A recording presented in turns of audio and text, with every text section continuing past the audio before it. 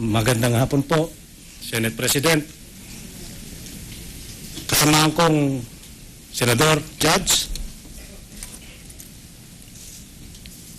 Prosecution at Depensa. Sa ating mga kababayan na nanonood at nakikinig sa TV at radyo, inuulit ko magandang hapon po sa inyo lahat. Alam niyo po, wala man po akong speech dito. Wala po akong dala. Yung mga kasamahan ko dito, pag pinasok sa isip nila, dadalhin sa bibig at maganda na nasasabihin. Bilang high school graduate po,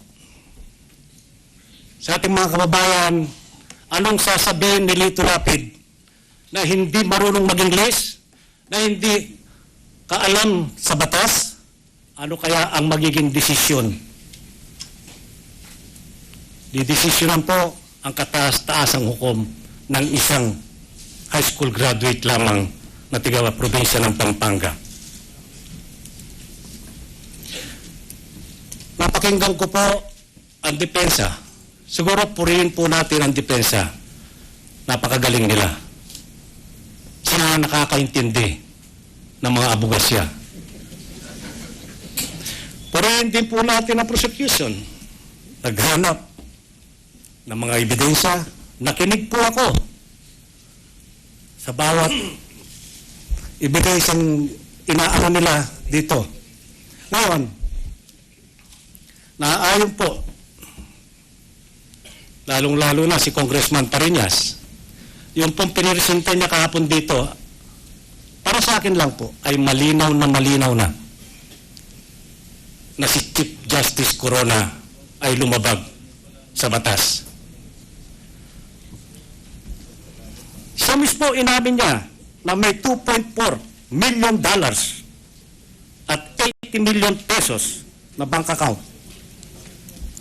Yun po siguro hindi na kasinungalingan yun. Yun po ay totoo na. Nagpipresenta po ako dito hindi bilang abogasya. Hindi po ako pwedeng magsalita ng Republic Act dahil hindi maniniwala ang tao sa akin. Hindi po ako nagmamarunong dito. Ang ginagamit ko lang po dito, konsensya. Representante ng masa na hindi nakapag-aral, hindi marunong mag-English, ni walang alam sa batas. Kaya,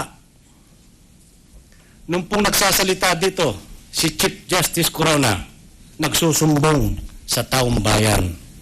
Awang-awa po ako sa kanya. Akala ko totoo sinasabi niya. Hindi pala. Mas pinaniwalaan ko pa si Congressman Pariñas nung nag-PowerPoint dito.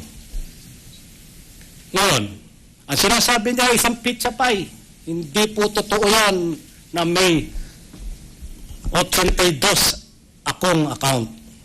Siguro kung ako ang pagbabasihan ko, kung 100 basong tubig linagay sa 4 na drum lang ang kanyang account. Naawa po ako sa kanya dahil naintindihan ko po kung anong damdamin niya at sa kanyang pamilya. Nararasan ko rin po yan. At sana pagkakataon ito, pasasalamatan ko siya. Dahil nung pangalawa kong panalo bilang senador, sa kanya ako nanumpa bilang isang senador. Pasensya na po. Ang hatol ko sa inyo, guilty. Honorable Senator Judge Ligarda.